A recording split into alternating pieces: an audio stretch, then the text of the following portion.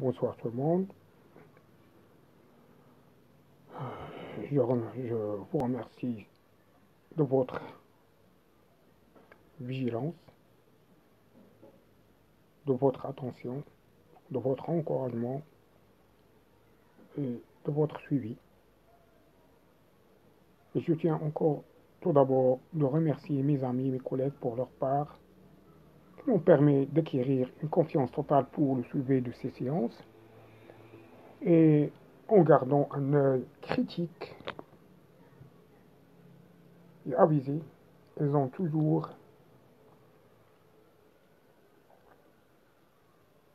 montré de l'intérêt pour ma chaîne et répondu à mes sollicitations.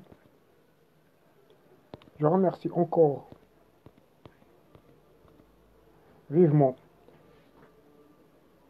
les abonnés, que ce soit les abonnés actuels ou les abonnés futurs. Ensuite, je remercie évidemment toutes les bonnes volontés qui ont chacune à sa façon contribué au développement de cette chaîne.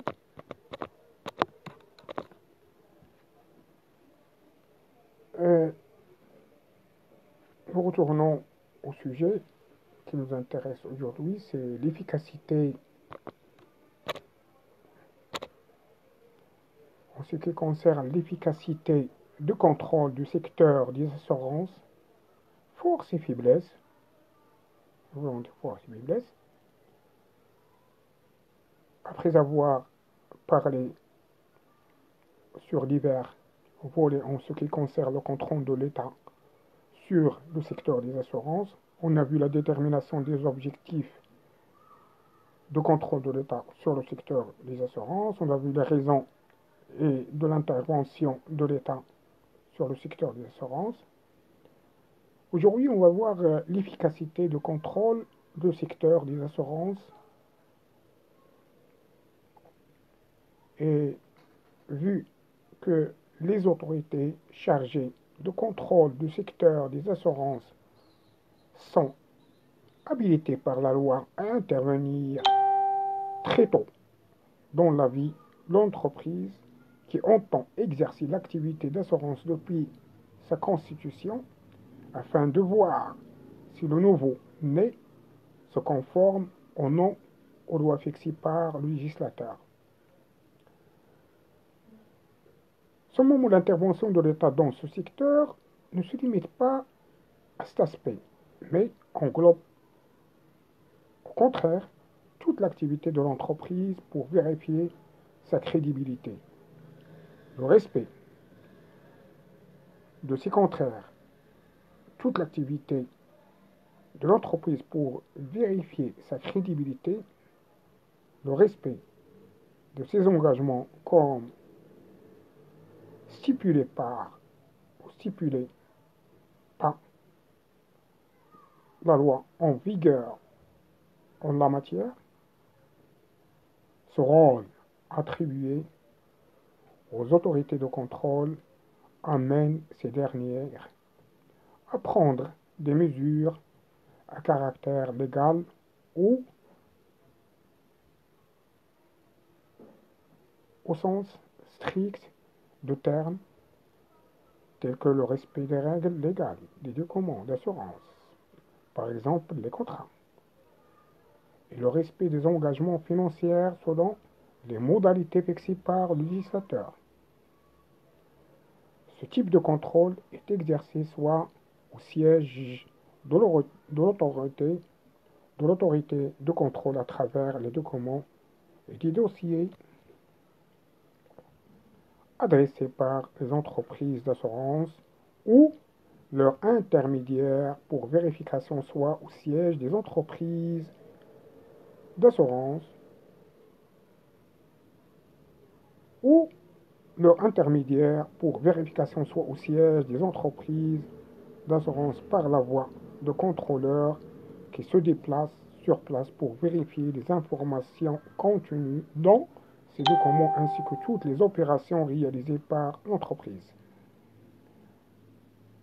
en raison de la nature légale prévalente dans ce type de contrôle, qu'il soit de nature strictement juridique, financière ou technique, comme nous le verrons plus loin, ainsi qu'en raison de la nature de problèmes auxquels fait face le secteur des assurances dans notre pays, résultant, selon notre avis, de certaines lacunes de la loi en vigueur, dues principalement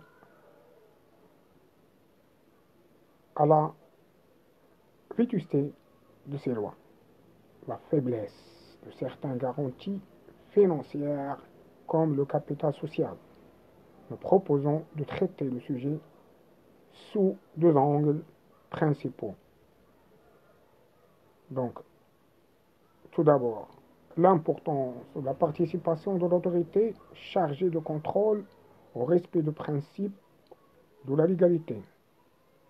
Et ensuite, la restructuration de contrôle sur le secteur des assurances durant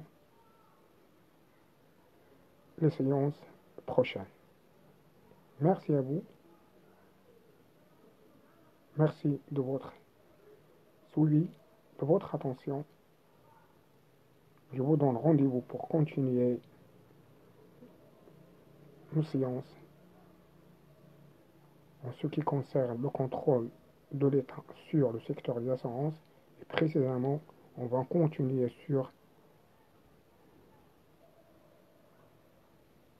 en ce qui concerne l'efficacité du contrôle du secteur des assurances